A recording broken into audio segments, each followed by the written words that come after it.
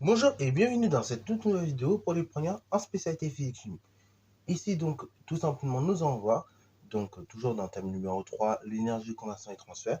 Donc un petit exercice d'application concernant donc notamment l'utilisation d'une caractéristique. Ok, donc là on va voir un petit peu comment on peut utiliser les caractéristiques courant tension de dipôle afin de résoudre un exercice concret.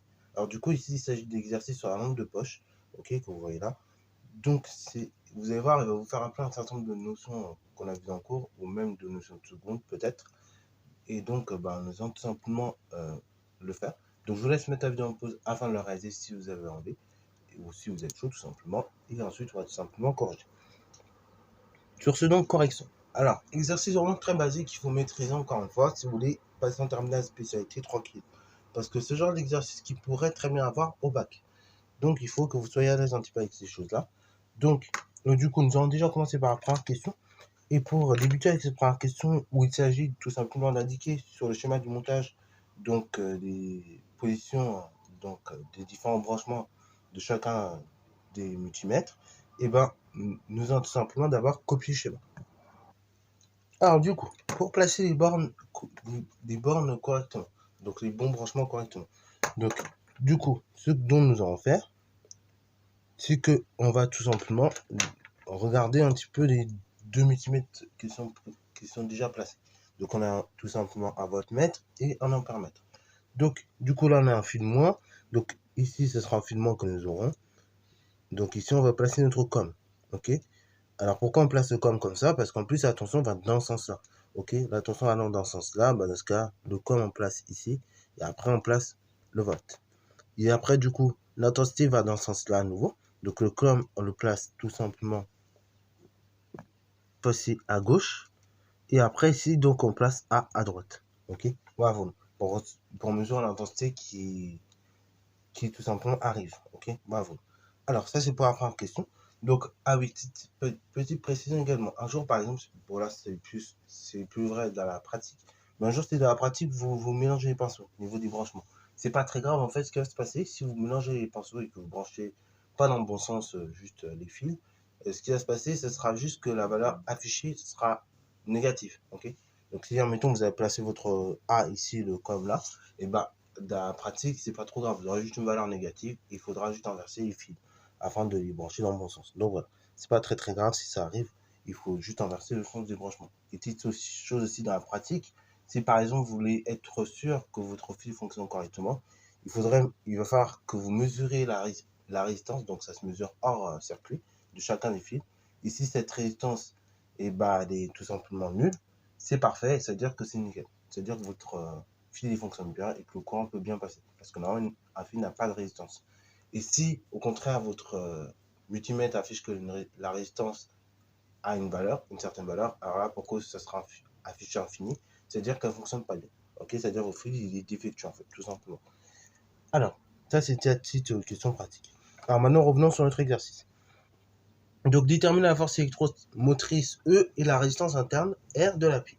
Alors, pour ce faire, on va tout simplement exploiter le graphique en fait. Ok, bravo. Alors, déjà, d'une part,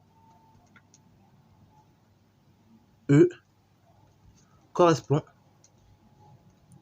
donc ça correspond à la tension à vide, ou bien d'un point de vue graphique, à l'ordonnée, à l'origine. C'est-à-dire ici, dans ce cas-là, dans notre exemple, E est égal à 4,5 volts.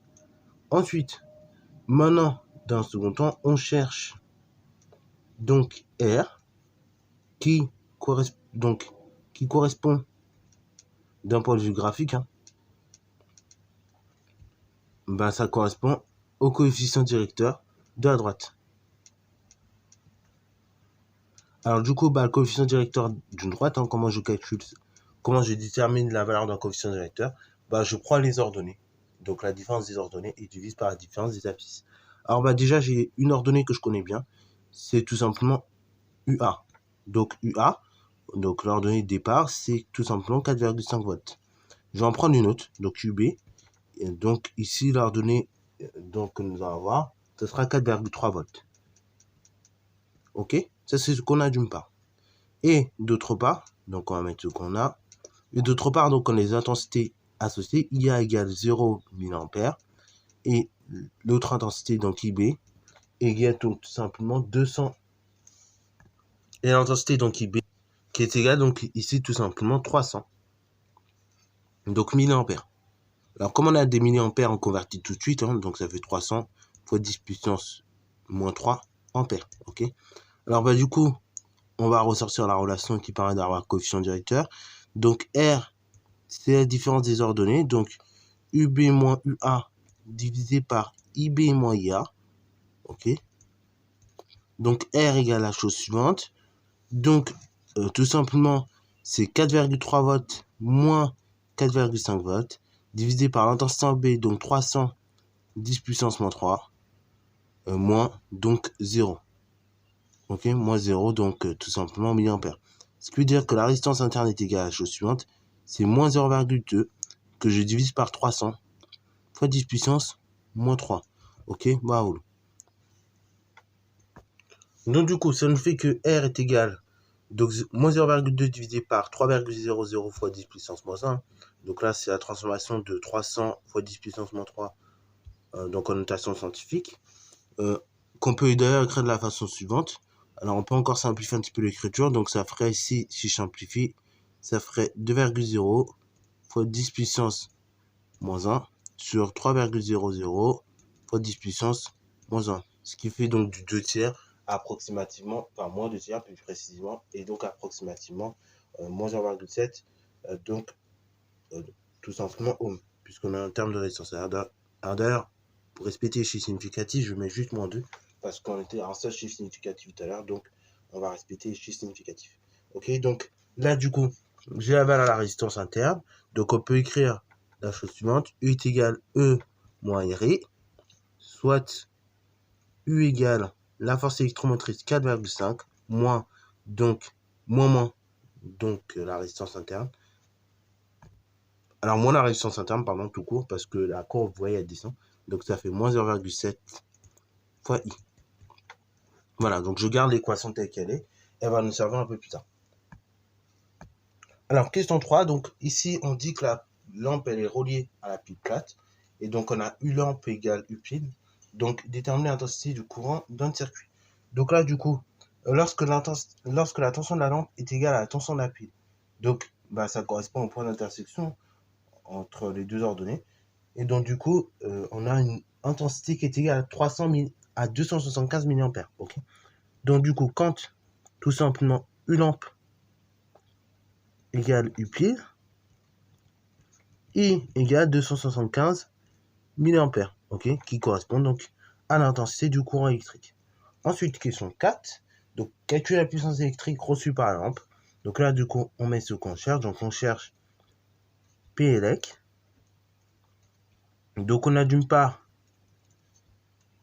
tout simplement la tension de la lampe, qui est égale à cet instant-là à la tension de la pile, toujours. Ce qui est égal du coup à la chose suivante. Du coup, on peut reprendre l'équation de tout à l'heure. C'était U qui est égal à 4,5 moins 0,7 fois I. Donc du coup, si on remplace ici, ça nous fait tout simplement du 4,5 moins 0,7 fois l'intensité. Donc l'intensité du courant qui était ici de 275 mA. Donc 275 fois 10 puissance moins 3 afin d'avoir l'ampère. Et donc on effectue le calcul et comme ça, ça nous permet d'avoir le résultat de la tension à cet instant-là précisément. Et donc là, pareil, on trouve une tension qui approxime 4,3 volts. Ok, donc on va juste écrire 4,3 volts. De toute manière, là, on avait deux chiffres significatifs. Donc là, pour nous faciliter, on avait deux chiffres significatifs pour la tension. Donc de toute manière, on était obligé d'écrire le résultat avec au moins deux chiffres significatifs. Ok, bravo. Alors, du coup, pour la question 4, donc là, on a déjà la tension. Maintenant, on a l'intensité. Donc l'intensité, à cet instant, c'est 275 mA. Ce qui est égal à 275 fois 10 puissance moins 3 ampères. Et donc, on se rappelle de la relation pour la puissance. Or, P est égal à 8. Ok, puissance électrique, c'est tout simplement 8. Et donc, du coup, ça fait que la puissance électrique, donc, c'est la valeur de l'intensité, de la tension. Donc, 4,3 multiplié par la valeur de la tension, 275, 10 puissance moins 3. Ce qui veut dire que la puissance électrique est égale à la chose suivante. Donc là, on effectue le calcul, 4,3 fois 275 fois 10 puissance moins 3. Et donc, on trouve, en respectant le nombre de chiffres significatifs, 1,20. Donc 1,20, enfin 1,2 plutôt. Donc là, on est en watts pour la puissance électrique. Ok, bravo. Alors, question 5. Représenter la chaîne de puissance de la lampe. Donc là, la chaîne de puissance de la lampe, c'est les différentes conversions d'énergie qu'il peut avoir au sein de la lampe. Ok, au sein de la lampe de poche. Donc, la lampe de poche, et bah, tout simplement, une lampe de poche, donc, elle a de l'énergie électrique à stock. Ok, bravo. Donc, qu'on va nous écrire comme puissance électrique. Donc, on a la puissance électrique qui est stockée et qui va permettre d'alimenter la lampe.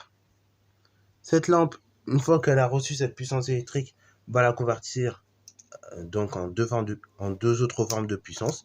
Donc, en une puissance, d'une part, qui est utilisable par le système et donc qui sera la puissance lumineuse qui permet d'éclairer.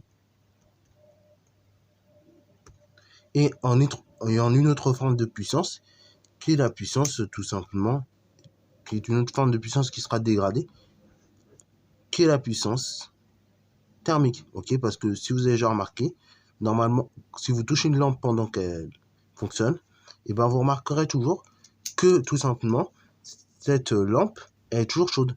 C'est normal parce que lorsqu'elle va fonctionner, et ben il y aura une partie lorsqu'elle fera la lampe fera la conversion de la puissance électrique en une puissance lumineuse, il y a une partie de cette puissance qui est dégradée par effet Joule et qui permet d'avoir de la chaleur. Ok, bravo. Donc sur ce, c'est la fin de cette vidéo. J'espère qu'elle t'a plu. Si c'est le cas, n'hésite pas à la liker, commenter et bon reste à toi en mathématiques et en sciences.